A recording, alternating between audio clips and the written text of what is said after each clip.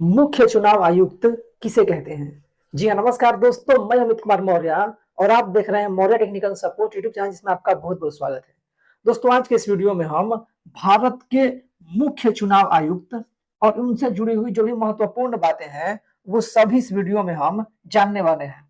दोस्तों, इस वीडियो में हम जानेंगे कि मुख्य चुनाव आयुक्त कौन होते हैं, ठीक है, इनकी नियुक्ति किस तरीके से होती है, पहले क्या सिस्टम था नियुक्ति का, अब क्या सिस्टम है नियुक्ति करने का, ठीक है। इसके अलावा इनके क्या शक्तियां और कार्य होती है, कौन कौन से मुख्य चुनाव आयुक्त हुए हैं भारत में अभी तक, और इनके बारे में जो भी महत्वपूर्ण बातें हम सभी को जाननी चाहिए, देश के सभी लोगों को, तथा जो विभिन्न परीक्षाएं पूछी जाती है। दोस्तों, इसमें हमने कई सारे वस्तुनिष्ठ जो प्रश्न होते हैं, जो ऑब्जेक्टिव क्वेश्चंस होते हैं इस तरीके के, जो कि विभिन्न परीक्षा पूछी जाती है, इसको भी हमने शामिल किया है, ठीक है। और इसके साथ इनके बारे में सब कुछ हमने शामिल कर दिया इस वीडियो में। तो वीडियो थोड़ा सा लंबा हो सकता है, लेकिन पूरा देखिएगा, जिससे कि आप इलेक्शन कमीशन जो ऑफ इंडिया है, इसके जो चीफ इलेक्शन कमिश्नर होते हैं उनके बारे में सब कुछ जान जाइएगा। पहले हम थोड़ा सा भारतीय चुनाव आयोग के बारे में जान लेते हैं, ठीक है, जिसको हम लोग इलेक्शन कमीशन ऑफ इंडिया कहते हैं। दोस्तों, इलेक्शन कमीशन ऑफ इंडिया जो होती है वो भारत में लोकसभा, राज्यसभा, ठीक है, राज्यों की विधानसभाएं और जो विधान परिषद होता है, और इसके साथ ही राष्ट्रपति और उपराष्ट्रपति, इन सभी का चुनाव करवाती है, ठीक है। ये एक संवैधानिक संस्था है और संविधान के अनुच्छेद 324 के तहत इसकी स्थापना की गई, इसको बनाया गया है, ठीक है। वहीं अगर बात करें तो संसद और राज्य विधानमंडल के चुनाव, यानी कि लोकसभा, ठीक है, इसके अलावा राज्यसभा, ठीक है, इसके अलावा जो राज्यों के विधानसभा होते हैं और जो विधान परिषद होता है, ठीक है, विधानसभा और विधान परिषद, सबका चुनाव ये करवाते हैं, ठीक है। इन्हीं की जिम्मेवारी है सबका चुनाव करवाना। इसके अलावा भारत के राष्ट्रपति और उपराष्ट्रपति, ठीक है, इनका चुनाव भी यही करवाते हैं, ठीक है। जो दोस्तों नगर निगम का चुनाव होता है, मेयर का चुनाव होता है या मुखिया सरपंच का चुनाव होता है, ये सब ये नहीं करवाते, ये राज्य का चुनाव आयोग करवाता है, ठीक है। इसकी संरचना जो होती है वो इस तरीके से है कि एक मुख्य चुनाव आयुक्त होते हैं तथा दो अन्य चुनाव आयुक्त होते हैं, ठीक है। दोस्तों, 1989 तक, ठीक है, 1989 तक सिर्फ एक मुख्य चुनाव आयुक्त ही होते थे। इनके साथ ये जो दो चुनाव आयुक्त होते हैं वो नहीं होते थे। लेकिन 1989 में ये देखा गया कि मुख्य चुनाव आयुक्त पे बहुत ज्यादा बोझ पड़ जा रहा है, इसलिए दो अन्य चुनाव आयुक्त बनाए गए, ठीक है। तो ये 1989 में बनाया गया और 1990 में इसको खत्म कर दिया गया, ठीक है। 1990 में फिर एक ही चुनाव आयुक्त होने लगे। इसके बाद वर्ष 1993 में अस्थायी रूप से 3 सदस्य कर दिए गए, यानी कि एक मुख्य चुनाव आयुक्त और दो अन्य चुनाव आयुक्त, और अभी भी ऐसे ही होता है, ठीक है। कहने का मतलब है कि शुरू में इसको लागू किया गया, फिर एक वर्ष बाद खत्म कर दिया गया। मतलब एक चुनाव आयुक्त पहले होते थे 1989 तक, फिर 1989 में कहा गया कि नहीं, उन पे बहुत ज्यादा बोझ पड़ जा रहा है, इसलिए दो अन्य चुनाव आयुक्त भी होंगे। फिर जब कुछ समय बाद जो दो अन्य चुनाव आयुक्त थे उनको एक साल बाद यानी 1990 में हटा दिया गया, ठीक है। लेकिन फिर उनके बोझ को देखते हुए फिर 1993 में इसको अस्थायी कर दिया गया, और अभी भी वही सिस्टम है कि इसमें एक मुख्य चुनाव आयुक्त और दो अन्य चुनाव आयुक्त होते हैं, ठीक है। ये जो है न्यायपालिका की तरह की एकदम स्वतंत्र संस्था है, सरकार के नियंत्रण से मुक्त इसको बनाया गया है, ठीक है। संवैधानिक दर्जा प्राप्त है और इसका मुख्यालय जो है वो नई दिल्ली में है, ठीक है। ये हो गया चुनाव आयोग के बारे में, ठीक है। दोस्तों, 61वां संविधान संशोधन अधिनियम 1988 के द्वारा पहले जो मतदान का उम्र था वो 21 वर्ष था, इसको 18 वर्ष किया गया था। तो ये बहुत सारे जो एग्जाम्स होते हैं उसमें ये पूछ दिया जाता है कि किस संविधान संशोधन के द्वारा जो 18 वर्ष की उम्र है वो की गई 21 वर्ष से घटा करके, तो वो 61वां संविधान संशोधन था, ठीक है। और 1988 में ये हुआ था। अब बात करते हैं मुख्य चुनाव आयुक्त के बारे में, ठीक है। ये कौन होते हैं? तो दोस्तों, चुनाव आयोग के प्रमुख होते हैं, यानी कि चुनाव आयोग में मुख्य चुनाव आयुक्त और दो अन्य चुनाव आयुक्त होते हैं, और सबसे जो ऊपर होते हैं वो भारत के मुख्य चुनाव आयुक्त होते हैं, ठीक है। इनके जो संवैधानिक पद है वो अनुच्छेद 324 के तहत है।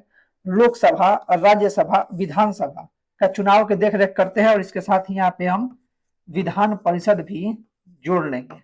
ठीक है, हालांकि मैंने पहले लिख दिया इसको, यहाँ पर भी मैं लिख दे रहा हूँ। इसके अलावा बात करें तो राष्ट्रपति और उपराष्ट्रपति का चुनाव भी करवाते हैं। दलों को मान्यता, जितने भी दोस्तों राजनीतिक दल होते हैं, जो भी जैसे मान लीजिए जितनी भी पॉलिटिकल पार्टियां बनती हैं, उनको मान्यता देना कि वो राष्ट्रीय पार्टी हैं, कि क्षेत्रीय पार्टी हैं, कि गैर मान्यता प्राप्त में है, या फिर उनको सिंबल देना, उनको रजिस्टर्ड करना, उनकी रजिस्ट्री करना। ठीक है, जैसे मान लीजिए जितने भी छोटी छोटी पार्टियां होती है वो सब चुनाव आयोग में ही अपना रजिस्ट्रेशन करती है, वहीं से इनको सिंबल मिलता है, चुनाव चिन्ह मिलता है। ठीक है, ये सब देने का काम जो है वो चुनाव आयोग का ही है। ठीक है, इसके अलावा आदर्श आचार संहिता यानी कि मॉडल कोड ऑफ कंडक्ट लागू करना।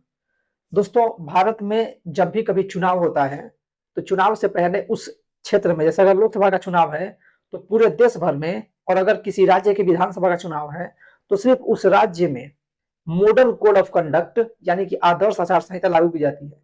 इसमें जो सरकार जिस पार्टी की है, या जो भी पॉलिटिकल पार्टी वहां पे काम कर रहे हैं, जो भी पॉलिटिकल पार्टी वहां पे है, चाहे वो सरकार में हो या विपक्ष में हो, सब पे बहुत सारे नियम लग जाते हैं। ठीक है, कि जो नई योजनाएं है उसकी घोषणा नहीं की जा सकती। ठीक है, इसके अलावा वहां पे जो सरकारी पार्टियां हैं, सरकार के जो है जिस पार्टी की, लगभग उससे कंट्रोल जो होता है वो खत्म हो जाता है और चुनाव आयोग के हाथों में कंट्रोल आ जाता है। जब भी किसी राज्य में चुनाव की तारीखों का ऐलान होता है तो चुनाव की तारीखों के ऐलान के साथ ही उस राज्य में मॉडर्न कोड ऑफ कंडक्ट यानी कि आदर्श आचार संहिता लागू हो जाती है। जैसे अभी जो भारत में 4 राज्य और 1 केंद्र शासित प्रदेश में चुनाव की तारीखों का ऐलान हो चुका है, और इसके साथ ही उन सभी राज्यों और केंद्र शासित प्रदेशों में जो मॉडल कोड ऑफ कंडक्ट यानी कि आदर्श आचार संहिता है वो लागू हो चुकी होगी। अगर कोई व्यक्ति या कोई पॉलिटिकल पार्टी उसका उल्लंघन करता है तो उस पर चुनाव आयोग कार्रवाई कर सकता है। ठीक है, आगे बात करते हैं कि मुख्य चुनाव आयुक्त की नियुक्ति कैसे होती है। दोस्तों मुख्य चुनाव आयुक्त की नियुक्ति जो होती है वो पहले क्या होता था कि प्रधानमंत्री की सिफारिश पर, ठीक है, जो प्रधानमंत्री होते थे या केंद्र सरकार होती थी, उसके सिफारिश पर राष्ट्रपति द्वारा किसी व्यक्ति को मुख्य चुनाव आयुक्त नियुक्त कर दिया जाता था। ठीक है, यह संविधान का अनुच्छेद 324(2) के अनुसार होता था। कोई इसके लिए समिति नहीं थी। ठीक है, सरकार का एक अधिकार था और विपक्ष की इसमें कोई भूमिका नहीं होती थी।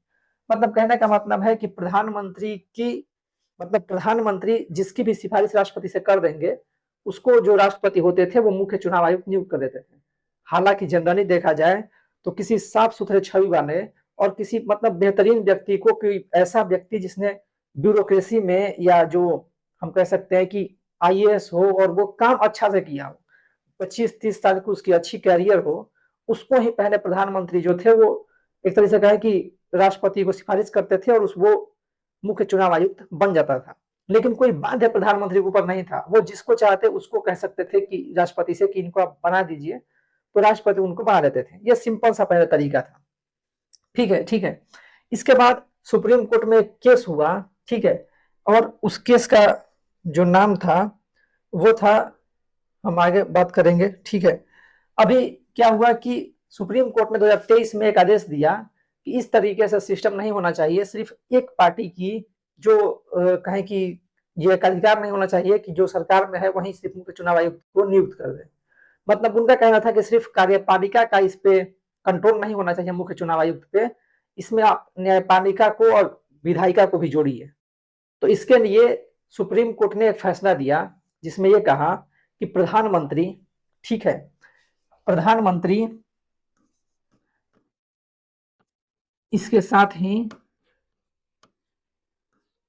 भारत के मुख्य न्यायाधीश, ठीक है, चीफ जस्टिस ऑफ इंडिया, और इसके बाद लीडर ऑफ ऑपोजिशन यानी कि लोकसभा में विपक्ष के नेता, ये 3 लोग, ठीक है, ये 3 लोग जो होंगे वो मिल करके और विपक्ष के और मुख्य चुनाव आयुक्त को चुनेंगे। ठीक है, वो सुप्रीम कोर्ट द्वारा कहा गया था। फिर जो केंद्र सरकार है वो एक बिल लेकर के आई लोकसभा में, संसद में एक विधेयक लेकर के आई, और जिसमें उन्होंने एक नई व्यवस्था बना दी जिसमें कि चयन समिति द्वारा सिफारिश किया जाएगा और इसमें जो होंगे वो प्रधानमंत्री, विपक्ष के नेता और प्रधानमंत्री द्वारा नामित एक मंत्री, ठीक है। यानी कि इन्होंने सीजेआई को हटा दिया। जो चीफ जस्टिस ऑफ इंडिया होते थे उनको इन्होंने हटा दिया और इन्होंने क्या किया कि एक प्रधानमंत्री और एक प्रधानमंत्री द्वारा नामित मंत्री और ये होगा एक विपक्ष के नेता। तो दोस्तों यहाँ पे कभी भी बहुमत जो होगी वो सरकार की ही होगी, ठीक है। तो फिर से सिस्टम यही बन गया कि सरकार जिसको चाहे, ठीक है, क्योंकि ये दोनों सरकार के होंगे, ठीक है, प्रधानमंत्री और एक उनका मंत्री, ठीक है। तो ये तो अब सरकार की बहुमत हो गई। अब ये जिसको चाहेंगे उसको चीफ इलेक्शन कमिश्नर यानी कि मुख्य चुनाव आयुक्त बना सकते हैं और इसी पर पूरी तरीके से विवाद हो गया क्योंकि पहले भी सरकार ही चुनती थी, ठीक है, और सुप्रीम कोर्ट ने फैसला दिया कि सरकार का एकाधिकार नहीं होना चाहिए और इसके बाद इन्होंने क्या किया कि फिर वही सिस्टम लगा दिया, ठीक है। तो अभी भी वही सिस्टम चल रहा है, ठीक है। तो इसका जो पूरा सिस्टम है वो किस तरीके से है वो मैं आपको बता देता हूं कि ये बताया गया है कि एक खोज समिति होगी, ठीक है। इसकी जो पूरी नियुक्ति प्रक्रिया है इनकी वो समझ लीजिए कि कैबिनेट सचिव की अध्यक्षता में 5 सदस्यीय समिति बनेगी जो कि 5 नाम सुझाएगी, ठीक है, जो कि 5 नामों का सुझाव देगी। इसके बाद प्रधानमंत्री और लोकसभा में विपक्ष का नेता, और अगर मान लीजिए लोकसभा में विपक्ष का नेता न हो तो जो सबसे बड़ी पार्टी होगी, ठीक है, सबसे बड़ी विपक्षी पार्टी, क्योंकि दोस्तों आपने देखा होगा कि 2014 से लेकर के और सबसे बड़ी विपक्षी पार्टी 2014 से लेकर के 2024 तक लोकसभा में कोई विपक्ष का नेता नहीं था, ठीक है। तो सबसे बड़ी विपक्षी पार्टी और पीएम द्वारा नामित एक कैबिनेट मंत्री, ये 3 लोग, यहाँ से 5 नाम सुझाए जाएंगे, ये 3 लोग जो होंगे उस पर फैसला करेंगे। तो इन दोनों का हमेशा से बहुमत रहेगा, मतलब ये 2 लोग जिसको चाहेंगे उसको उसमें से किसी भी व्यक्ति को भारत का मुख्य चुनाव आयुक्त नियुक्त कर देंगे। इसके बाद ये क्या करेंगे कि राष्ट्रपति को सिफारिश भेजेंगे और राष्ट्रपति जो होंगे वो औपचारिक तौर पर उनकी नियुक्ति कर देंगे। यानी कि जो चयन समिति है वो 5 नाम सुझाएगी। इन 5 नामों पे जो प्रधानमंत्री हैं, लीडर ऑफ ऑपोजिशन है यानी कि विपक्ष के नेता हैं, इसके अलावा जो एक केंद्रीय मंत्री होंगे, ये तीनों लोग फैसला कर लेंगे और उस फैसला करके वो नाम राष्ट्रपति को भेज देंगे और राष्ट्रपति उस व्यक्ति को भारत का मुख्य चुनाव आयुक्त नियुक्त कर देंगे, ठीक है। ये सिस्टम है वर्तमान समय में मुख्य चुनाव आयुक्त को नियुक्त करने का, ठीक है। अब बात करते हैं जो सुप्रीम कोर्ट में केस हुआ था जिसका नाम था अनूप वर्णवाल बनाम भारत संघ 2023, ठीक है। इसमें जो फैसला हुआ था उसका मार्च 2023 में 5 न्यायाधीशों की संविधान पीठ, जिसमें मुख्य न्यायाधीश भी थे डीवाई चंद्रचूड़, उस वक्त के मुख्य न्यायाधीश थे, उन्होंने कहा था कि चुनाव आयुक्तों की नियुक्ति में कार्यपालिका का एकाधिकार नहीं होना चाहिए और इसके लिए उन्होंने कहा था कि जब तक संसद कानून न बनाए नियुक्ति समिति में पीएम, विपक्ष के नेता और चीफ जस्टिस ऑफ इंडिया शामिल होंगे, ठीक है। समस्या क्या थी कि सरकार पहले क्या था कि एक जो व्यक्ति होते थे प्रधानमंत्री, वही किसी की सिफारिश कर देते थे और राष्ट्रपति उनको प्रधान जो मुख्य चुनाव आयुक्त है वो नियुक्त कर देते थे, ठीक है। तो वो कहा जाता था कि वो सिर्फ सरकार के हितों को देखेंगे, ठीक है। मतलब जो उस व्यक्ति को प्रधानमंत्री नियुक्त करेगा तो जाहिर सी बात है कि वो प्रधानमंत्री के लिए ही काम करेगा, ठीक है, ये कहा जाता था। और अभी भी वही सिस्टम लगभग लगा दिया गया है फिर से। सीजीआई को क्यों हटाया गया? 2023 अधिनियम में सीजीआई की जगह प्रधानमंत्री द्वारा नामित मंत्री को रखा गया और यही सबसे ज्यादा विवाद है। अभी भी इसके लिए संसद में आवाज उठती है। एक सांसद है आम आदमी पार्टी के राघव चड्ढा, उन्होंने भी इसके बारे में जो मुद्दा है वो उठाया है, ठीक है। अभी बात करते हैं अनुच्छेद 324(2) संसद कानून बना सकती है तब तक राष्ट्रपति तय करे। मतलब संसद के पास यह अधिकार है कि वो कानून बना सकती है कि किस तरीके से जो चीफ इलेक्शन कमिश्नर होंगे वो नियुक्त होंगे। तो इसी के लिए संसद ने ये कानून बना दिया, ठीक है। अभी भी वो एक तरह से कहें कि पहले जो सिस्टम था सुप्रीम कोर्ट में केस लड़ा गया उसको बदलने के लिए और वो बदला भी नहीं, ठीक है, फिर से लगभग वही सिस्टम लागू कर दिया गया है। हालांकि अगर एग्जाम में क्वेश्चन पूछा जाए तो हमें ये याद रखना है कि अभी जो चुनाव आयुक्त की नियुक्ति होती है उसमें प्रधानमंत्री, विपक्ष के नेता और एक केंद्रीय मंत्री शामिल होते हैं और यही 3 लोग मिल करके चुनते हैं, ठीक है। अब नया कानून क्या है वो हमने आपको बता दिया है, ठीक है। अब इस पे विवाद है तो वो बात की बात है, ठीक है। आगे बात करते हैं मुख्य चुनाव आयुक्त की प्रमुख शक्तियां और कार्य क्या होती हैं। ठीक है दोस्तों, भारत में मुख्य चुनाव आयुक्त को बहुत काफी पावर दिया गया है, या चुनाव आयोग को बहुत पावर दिया गया है। एक मुख्य चुनाव आयुक्त हुए थे टीएन शेषन, ठीक है। इनके बारे में हम इसी वीडियो में पढ़ेंगे। इन्होंने ही एक्चुअल में कहिए कि चुनाव आयोग की ताकत को दिखाया था। इनसे हर पॉलिटिकल पार्टी, चाहे कोई भी राजनीतिक दल हो, सत्ता में हो विपक्ष में हो, सब बहुत ज्यादा डरते थे। और ये हमेशा एक बात कहते थे कि मैं भारत का चुनाव आयुक्त हूँ, किसी पार्टी का नहीं, ठीक है। यानी कि मैं भारत का चुनाव आयुक्त हूँ, भारत सरकार का चुनाव आयुक्त नहीं, ठीक है। एक्चुअल में चुनाव आयोग की ताकत इन्होंने नहीं दिखाया था। तो चुनाव, जो मुख्य चुनाव आयुक्त होते हैं वो लोकसभा, विधानसभा, राष्ट्रपति, उपराष्ट्रपति सभी चुनावों की देखरेख करते हैं। मतदान सूचियों का निर्माण, पुनरीक्षण और प्रकाशन। दोस्तों जो मतदान सूची होती है जिसको हम लोग वोटर लिस्ट कहते हैं, ठीक है। और एक चीज आप और आपने देखा होगा जिसको हम लोग कहते हैं वोटर आईडी। दोस्तों जब तक आधार कार्ड नहीं आया था उस समय तक वोटर आईडी का बहुत काफी महत्व था, क्योंकि वही एक खास पहचान पत्र होता था गरीब लोगों के पास। जो वैसे बड़े लोग थे उनके पास तो पासपोर्ट वगैरह होते थे, बहुत सारी चीजें होती थी, लेकिन जिनके पास कुछ खास नहीं था उनके पास वोटर आईडी ही सबसे महत्वपूर्ण होता था। और वोटर आईडी में फोटो जो है वो टीएन शेषन साहब ने ही जुड़वाया था, ठीक है। तो वोटर लिस्ट में नाम जोड़ना, वोटर आईडी बनाना, ये भी चुनाव आयोग का ही काम है, ठीक है। तो जो चुनाव आयोग का काम है वही मुख्य चुनाव आयुक्त का भी लगभग काम है, क्योंकि उन्हीं के आदेश पर चुनाव आयोग वो काम करता है। अभी जो एसआईआर हो रहा है जिसमें कि बहुत ज्यादा विवाद है, ठीक है। मतलब जिस भी राज्य में विपक्षी पार्टियों की सरकार है वो खुद के एसआईआर का विरोध कर रहे हैं, चाहे वो बिहार में चुनाव हुआ तब हुआ हो, अभी पश्चिम बंगाल में चुनाव हो रहा है उसके लिए हो रहा है। तो एक तरह से कहें कि जो भी इस तरीके का काम होता है वो सब करने का काम चुनाव आयोग का ही होता है, और वो सब मुख्य चुनाव आयुक्त के निर्देश पर ही होता है, ठीक है। दलों को मान्यता देना कि कौन सा दल राष्ट्रीय दल होगा, कौन सा राज्य दल होगा, ठीक है। चुनाव चिन्ह आवंटित करना, ठीक है, कि किस पार्टी को कौन सा चुनाव चिन्ह मिलेगा। और चुनाव जब रजिस्ट्रेशन होता है किसी पार्टी का तो वो भी चुनाव आयोग में ही होता है। आदर्श आचार संहिता लागू करना, ये हमने आपको बता दिया। चुनाव विभाग यानी किसी का नामांकन, अयोग्यता, मतगणना संबंधी विवादों का निपटारा करना। यानी कि जब चुनाव होता है तो चुनाव में जो व्यक्ति चुनाव में खड़ा होता है वो क्या करता है कि नामांकन करता है अपना, ठीक है।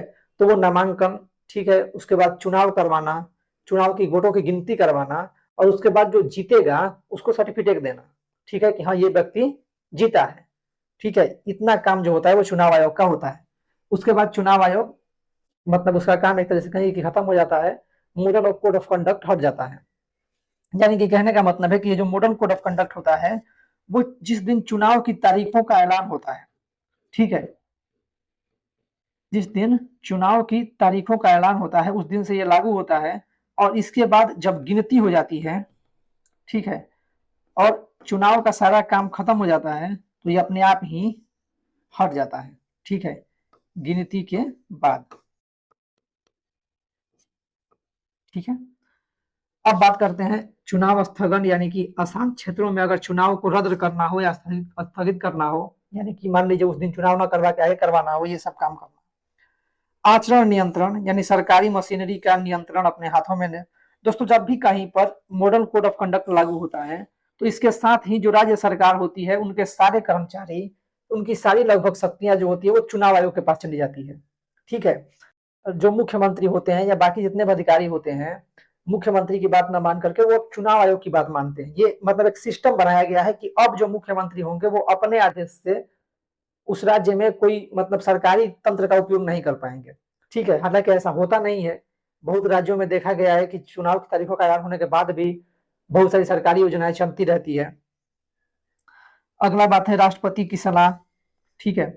अगर कोई दल विरोधी कानून कोई व्यक्ति पालन करता है, ठीक है, तो ऐसी स्थिति पर उसको राष्ट्रपति को सलाह देना कि वो उसको हटाया जाए पद से। चुनाव व्यय, उम्मीदवारों के दलों का चुनाव खर्च की निगरानी, ये भी मॉडर्न कोड ऑफ कंडक्ट में ही आ जाता है, ठीक है। ये भी जो है वो मॉडर्न कोड ऑफ कंडक्ट में ही आ जाता है। आगे बात करते हैं कि इनका कार्यकाल कितना होता है, ठीक है। कार्यकाल, इस्तीफा किसको दे सकते हैं और पद से इनको कैसे हटाया जा सकता है।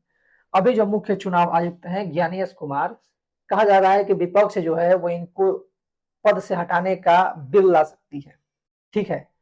हालांकि दोस्तों विपक्ष के पास इतनी संख्या वर्तमान समय में नहीं है कि वो पद से हटा सके, क्योंकि इसके लिए लोकसभा और राज्यसभा दोनों में ही 2/3, ठीक है, 2/3 बहुमत की आवश्यकता होती है, यानी कि विशेष बहुमत की आवश्यकता होती है, जो कि अभी विपक्ष के पास नहीं है। लेकिन ये ला करके वो ये दिखाना चाहती है कि जो मुख्य चुनाव आयुक्त है वो सही से काम नहीं कर रहे हैं, ठीक है। इनका कार्यकाल जो होता है वो 6 वर्ष होता है या फिर 65 वर्ष की आयु तक होता है, जो भी पहले हो जाए। अगर मान लीजिए 6 वर्ष से पहले इनकी उम्र 65 वर्ष हो गई तो ये हट जाएंगे पद से, रिटायर हो जाएंगे अपने पद से। और अगर 65 वर्ष नहीं हुई तो 6 वर्ष बाद इनका कार्यकाल जो है वो समाप्त हो जाता है, ठीक है। इनकी पुनर्नियुक्ति नहीं होती है, मतलब एक बार जो व्यक्ति मुख्य चुनाव आयुक्त बन गया दोबारा वो नहीं बनता है, ठीक है। इनको हटाने की प्रक्रिया क्या है? तो दोस्तों अनुच्छेद 324(5) के अनुसार सुप्रीम कोर्ट के न्यायाधीशों जैसी रीति से इनको हटाया जा सकता है, यानी कि उन्हीं आधारों पर इनको हटाया जा सकता है जिस तरीके से सुप्रीम कोर्ट के जो सुप्रीम कोर्ट होता है उसके जस्टिस को हटाया जाता है उसी तरीके से, यानी कि इसको आप सीधे सीधे महाभियोग कह सकते हैं, ठीक है। अगर इनको हटाना हो तो महाभियोग लेकर के आना पड़ेगा इनके खिलाफ संसद में, ठीक है। अगर वहां से पास हो जाता है तो राष्ट्रपति जो होंगे वो इनको पद से हटा देंगे, ठीक है। यानी कि एक तरह से कहें कि महाभियोग प्रस्ताव संसद के दोनों सदनों में आएगा विशेष बहुमत से, यानी कि 2/3, यानी कि जितने भी सदस्य हैं मतलब टोटल सदस्य के 2/3, ठीक है, संख्या होनी चाहिए। यानी कि अगर लोकसभा की बात करें तो 2/3 और राज्यसभा की बात करें तो भी 2/3, इतने सदस्य जब ये चीज पास कर देंगे तो ये सरकार के ही बस की बात है, विपक्ष इसको पास नहीं करवा सकता क्योंकि उसके पास लोकसभा में बहुमत नहीं होता है। तो जब लोकसभा में साधारण बहुमत नहीं है तो विशेष बहुमत कहां से आएगा, ठीक है। आगे बात करते हैं कि क्यों हटाया जा सकता है, तो कदाचार और अक्षमता के लिए, और इसके लिए भी एक जांच समिति बनाई जाएगी जो कि संसद में रिपोर्ट देगी। इसका बहुत लंबा प्रोसेस है, यानी कि पहले जो होगा वो इसके लिए मंजूरी दी जाएगी और इसके लिए एक लंबा प्रोसेस है, ठीक है। आगे बात करते हैं अन्य चुनाव आयुक्त को हटाने की प्रक्रिया। तो चुनाव चीफ इलेक्शन कमिश्नर के समान इनको संरक्षण प्राप्त नहीं है, ठीक है। देखिए जो मुख्य चुनाव आयुक्त होंगे उनको हटाने के लिए महाभियोग की आवश्यकता होती है, लेकिन अगर जो अन्य चुनाव आयुक्त हैं उनको अगर हटाना हो तो सिर्फ मुख्य चुनाव आयुक्त जो है वो राष्ट्रपति को सिफारिश कर देंगे कि इनको पद से हटा दिया जाए तो वो उनको हटाया जा सकता है, ठीक है। यह अनुच्छेद 324(5) में कहा गया है। यानी कि अगर भारत के मुख्य चुनाव आयुक्त को पद से हटाना हो तो उनको सुप्रीम कोर्ट के जज की तरह ही हटाना पड़ेगा, ठीक है। लेकिन जो अन्य चुनाव आयुक्त हैं उनको अगर पद से हटाना हो तो मुख्य चुनाव आयुक्त सिर्फ राष्ट्रपति से यह सिफारिश कर देंगे कि इनको पद से हटा दिया जाए तो पद से हटा दिया जाएगा, ठीक है। यानी कि वो मुख्य चुनाव आयुक्त के कंट्रोल में रहेंगे। ये कहने का मतलब है जो अन्य चुनाव आयुक्त होंगे उनको अगर मुख्य चुनाव आयुक्त चाहें तो पद से हटवा सकते हैं, ठीक है।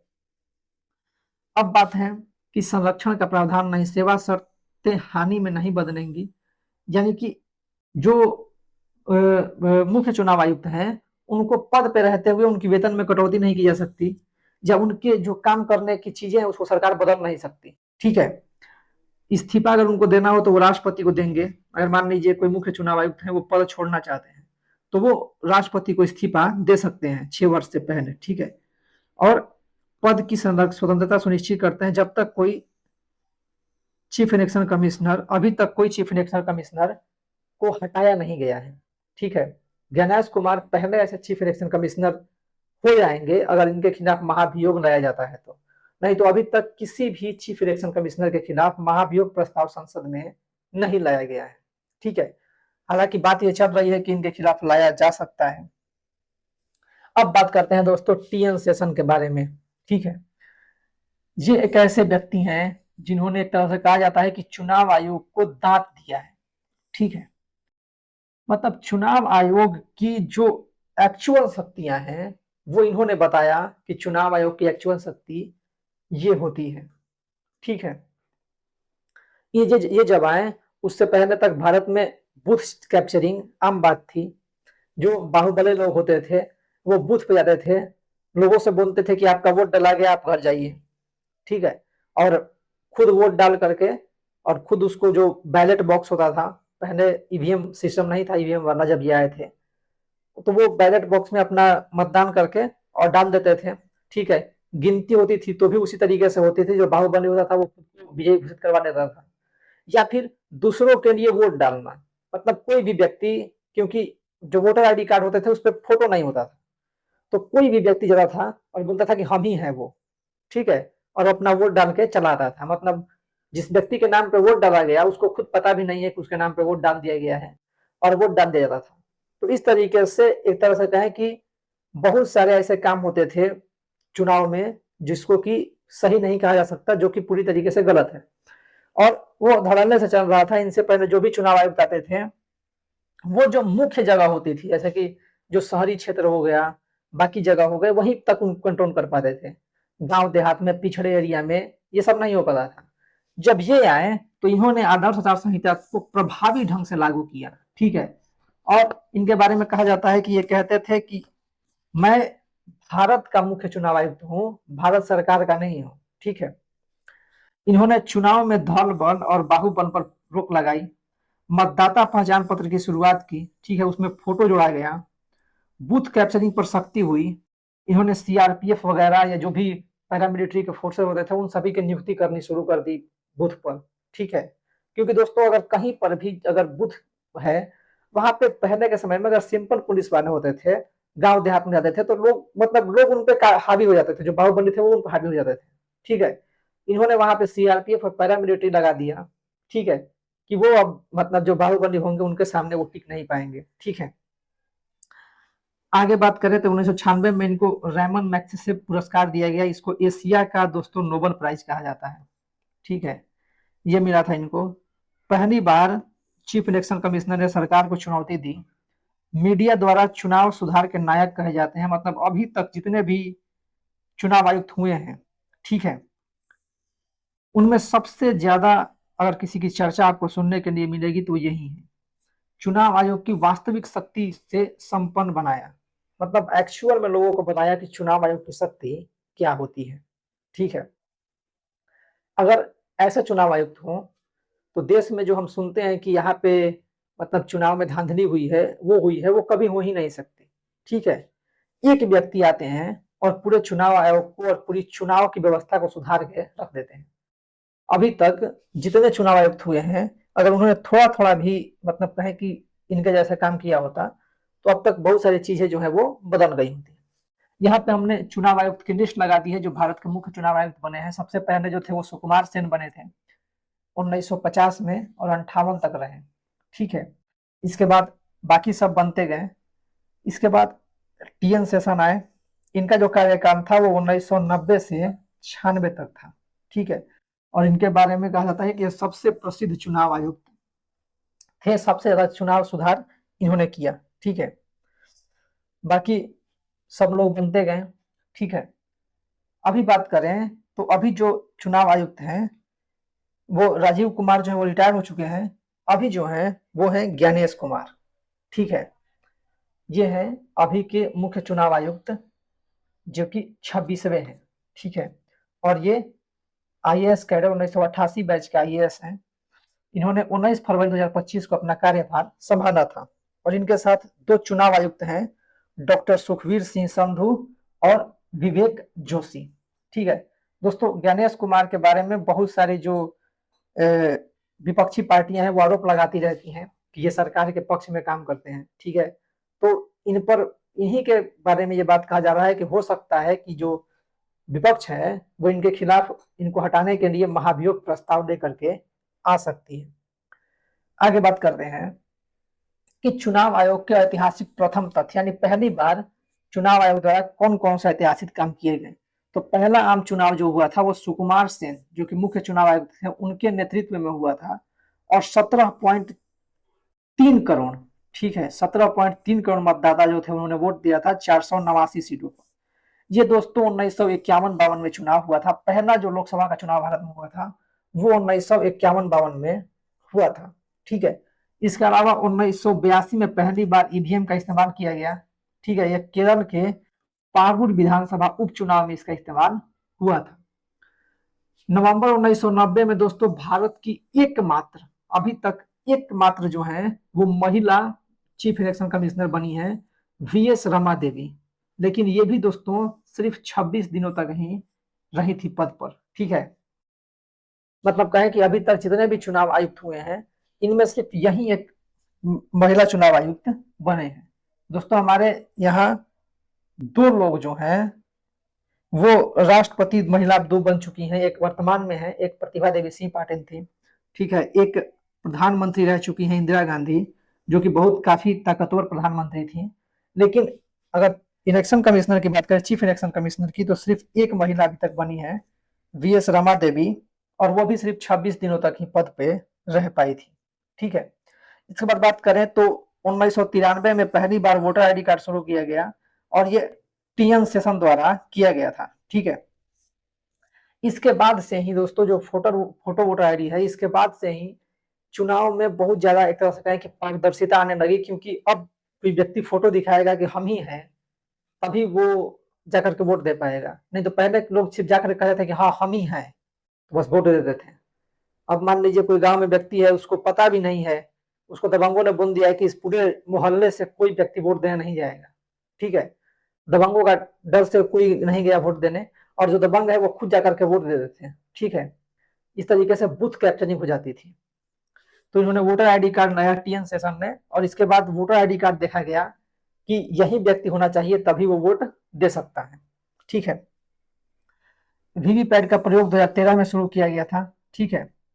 ये नागालैंड के नोक्सेन विधानसभा चुनाव में ये पहली बार इस्तेमाल किया गया। 2023 में चीफ इलेक्शन कमिश्नर नियुक्ति कानून लाया गया, जो कि अभी जो सिस्टम है कि प्रधानमंत्री, विपक्ष के नेता, और जो एक केंद्रीय मंत्री होंगे जो कि प्रधानमंत्री द्वारा नामित होंगे, वो तीन लोग मिल करके और मुख्य चुनाव आयुक्त की नियुक्ति करेंगे।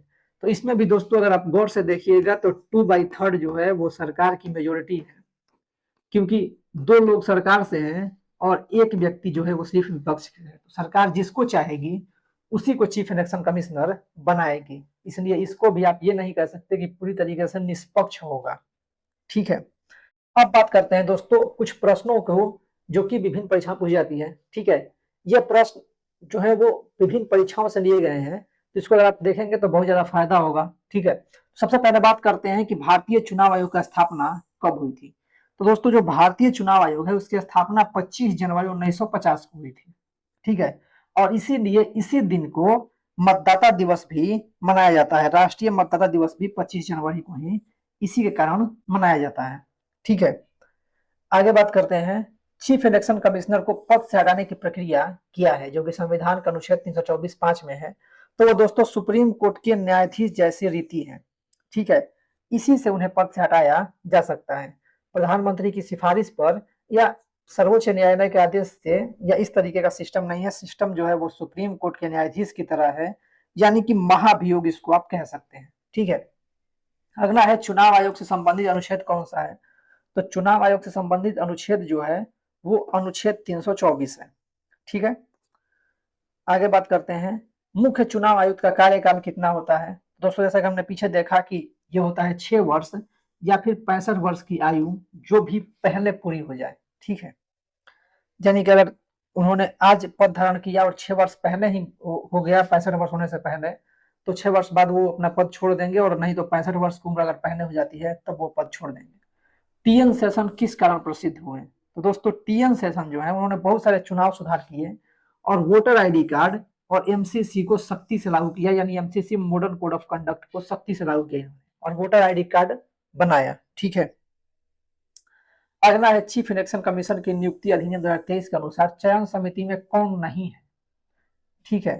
तो कौन नहीं है, तो प्रधानमंत्री हैं इसमें, विपक्ष के नेता भी हैं, सुप्रीम कोर्ट के मुख्य न्यायाधीश नहीं है, ठीक है, और पीएम द्वारा नामित एक कैबिनेट मंत्री भी है।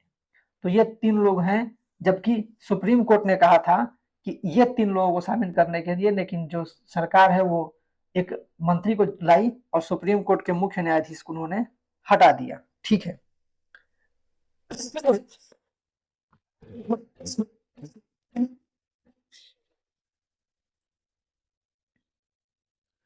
आगे बात करते हैं कि भारत की प्रथम महिला मुख्य चुनाव आयुक्त कौन थी, तो वो थी वीएस रमा देवी, और ये सिर्फ 26 दिनों तक, ठीक है, ये सिर्फ 26 दिनों तक ही पद पर रही थी, ठीक है।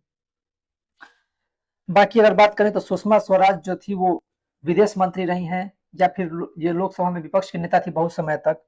प्रतिभा पाटिल भारत की पहली महिला राष्ट्रपति हैं, और मीरा कुमार पहली महिला लोकसभा स्पीकर है, ठीक है। ये कांग्रेस के कार्यकाल में थी, 2009 से लेकर 14 तक थी ये, ठीक है। ये प्रतिभा पाटिल जी थी वो 2007 से 12 तक राष्ट्रपति थी। सुषमा स्वराज 2014 के बाद विदेश मंत्री बनी थी, इससे पहले ये लोकसभा में विपक्ष की नेता थी, और दिल्ली की मुख्यमंत्री भी रह चुकी हैं। दिल्ली की पहली महिला मुख्यमंत्री जो थी वो सुषमा स्वराज थी, ठीक है। तो यहाँ पे जो है वो रमा देवी सही आंसर होगा, ठीक है। आगे बात करते हैं, सुप्रीम कोर्ट ने चीफ इलेक्शन कमिश्नर की नियुक्ति पर ऐतिहासिक फैसला कब दिया था, तो ये दिया था 2023 में, ठीक है, मार्च 2023 में। 2020 में दोस्तों लॉकडाउन लगा था पहली बार, 2021 में भी लॉकडाउन लगा था, और उसके बाद जो पूरा सिस्टम है वो भारत का बदल गया, सभी लोग ऑफलाइन से ऑनलाइन पे शिफ्ट हो गए, और बहुत ही दर्दनाक समय था वो, बहुत ही दुख भरा समय था। बहुत सारे लोगों जो थे उनके रोजगार खत्म हो गए, बहुत सारे लोगों को सड़कों पे मतलब कहे कि हजारों किलोमीटर पैदल चलना पड़ा, ठीक है। वो एक बहुत ज्यादा भयंकर समय था। आगे बात करते हैं, भारत के वर्तमान 26वें मुख्य चुनाव आयुक्त कौन है, तो वो है ज्ञानेश कुमार, ठीक है। इससे पहले राजीव कुमार थे, ठीक है, ज्ञानेश कुमार से पहले। सुखबीर सिंह संधू जो हैं वो अभी अन्य चुनाव आयुक्त में हैं, ठीक है, सिर्फ चुनाव आयुक्त हैं। अब बात करते हैं कि किस संविधान संशोधन द्वारा मतदाता की आयु 21 वर्ष से घटाकर 18 वर्ष की गई, तो दोस्तों वो था 61वां संविधान संशोधन, ठीक है। और ये कब हुआ था, 1988 में, सॉरी, ये हुआ था 1988 में, ठीक है। और 1989 से ये प्रभावी हुआ था, ठीक है, यहाँ पर भी हमने दे दिया इसको, ठीक है। आगे बात करते हैं, तो इसके यहाँ पे आंसर्स दिए गए हैं। तो दोस्तों अगर आपको ये पीडीएफ चाहिए तो आप हमारे टेलीग्राम चैनल को ज्वाइन कर लीजिए, उसके लिंक मैं डिस्क्रिप्शन में लगा दूंगा, और वहां से आप हमारे टेलीग्राम चैनल पर जाकर के और इस पीडीएफ को डाउनलोड कर सकते हैं। इससे अगर आप चाहें तो नोट्स बना सकते हैं, ठीक है, या फिर कभी आप पढ़ना चाहें तो आसानी से इसको आप पढ़ सकते हैं। तो हमारे टेलीग्राम चैनल को जरूर ज्वाइन कीजिएगा, ठीक है। आप चाहे तो हमसे फेसबुक पर, इंस्टाग्राम पर भी जुड़ सकते हैं, ठीक है। आप हमारे फेसबुक पेज को लाइक कीजिए, इंस्टाग्राम पे जाइए, वहां पे हमें फॉलो कीजिए, ताकि और भी महत्वपूर्ण जो जानकारियां हैं वो आपको मिलती रहे। हमारे वीडियो को शेयर कीजिए ताकि सब तक महत्वपूर्ण जानकारियां पहुंचती रहे। अगर आपके मन में कोई कंफ्यूजन है, आप कुछ पूछना चाहते हैं, तो उसको भी कमेंट बॉक्स में जरूर लिखिएगा, ठीक है। या फिर आप चाहते हैं कि मैं किसी और टॉपिक पर, किसी और विषय पर वीडियो बनाऊं, तो उसे भी कमेंट बॉक्स में लिखिएगा। हम उस टॉपिक पर, उस विषय पर भी वीडियो बनाने की पूरी कोशिश करेंगे। अब जाते जाते आपके लिए एक छोटा सा सवाल, कि जो भारत के पहले मुख्य चुनाव आयुक्त थे वो कौन थे, इसका उत्तर आप कमेंट बॉक्स में जरूर लिखिएगा, ठीक है। तो इस वीडियो में इतना ही। वीडियो को पूरा देखने के लिए दिल से बहुत बहुत धन्यवाद।